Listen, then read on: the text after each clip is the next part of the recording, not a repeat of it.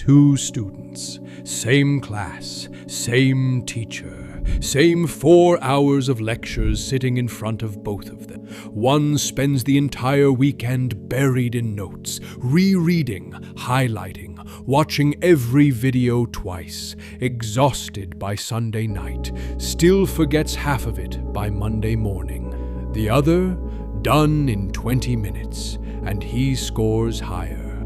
Same brain, same hours in the day, completely different result.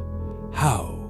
Because one of them understands something the other doesn't, something that has nothing to do with intelligence, and everything to do with how memory actually works. Let me show you exactly what he does. First, the brutal truth about rewatching. Rereading feels productive.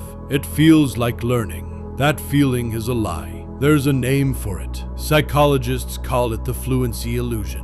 When you read something for the second time, it feels easy, familiar, smooth. Your brain confuses that smoothness with knowing. But recognizing information is not the same thing as being able to recall it when the page is gone. This was proven repeatedly. In 2011, researchers Jeffrey Karpicke and Janelle Blunt published a study in the journal Science. Students studied the same material in different ways. The group that simply reread the material performed worse than the group that practiced retrieving it from memory. Not slightly worse, dramatically worse, even though the rereaders felt more confident. Read that again. They felt more confident, and they did worse. The slow students are re-watching lectures, feeling like geniuses, learning almost nothing. The fast ones, they closed the laptop and forced their brain to bleed for the answer. Second, the 20-minute weapon. Active recall. Here's what the fast student actually does. He watches the lecture once. Normal speed, maybe slightly faster. Then he closes everything. Blank page in front of him.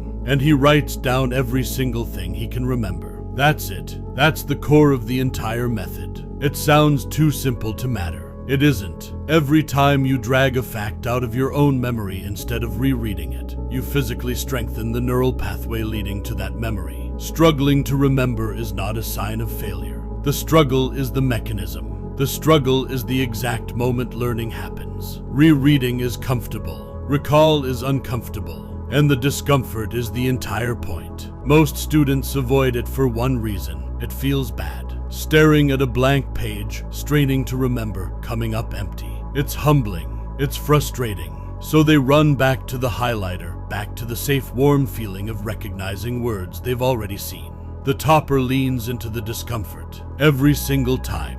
Third, a physicist's trick that broke the system. Richard Feynman won the Nobel Prize in Physics in 1965. He worked on the atomic bomb project at Los Alamos when he was still in his 20s. And he was famous for something beyond his equations, an almost unnatural ability to explain impossibly complex ideas in plain, simple words. His method has a name now. The Feynman technique. It's this: take whatever you just learned, then explain it out loud in the simplest possible language, as if you were teaching it to a 10-year-old child who knows nothing about the subject. Here's where it becomes a weapon. The instant you get stuck, the instant you fumble, or reach for a big complicated word to paper over a gap, you found exactly what you don't understand. Not vaguely, precisely. The confusion points like an arrow to the exact spot where your knowledge is fake. Rereading hides those gaps. It lets you glide right over them. Teaching exposes every single one. Feynman said it plainly: if you cannot explain something in simple terms, you don't truly understand it. The topper isn't smarter than you. He just refuses to fool himself about what he actually knows. Fourth, why they never cram. Spacing. The slow student studies 4 hours in one desperate, panicked night before the exam.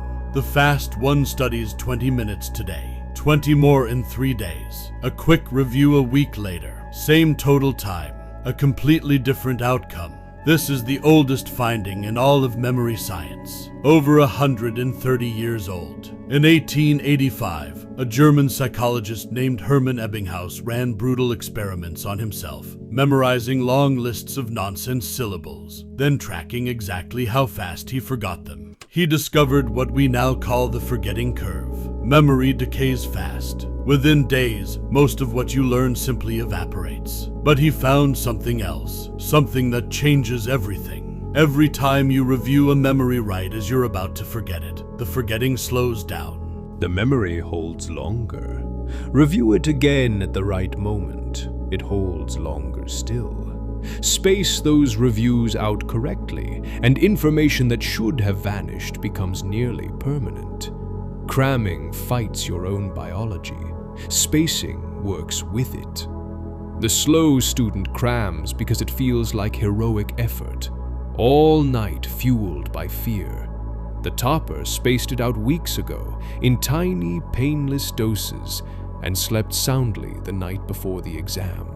Fifth, the trick almost nobody uses: interleaving. Here's a strange one.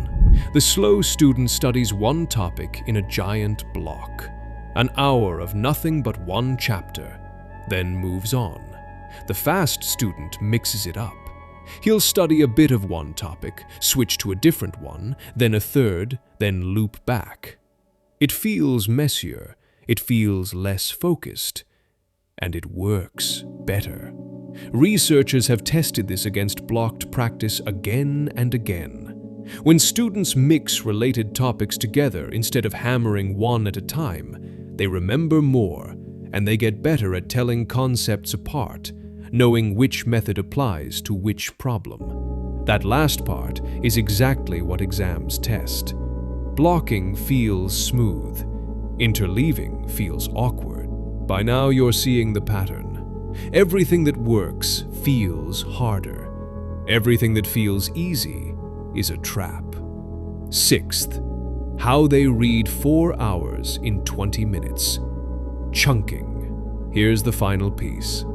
The fast student doesn't treat 4 hours of lecture as 4 hours of equal information, because it isn't.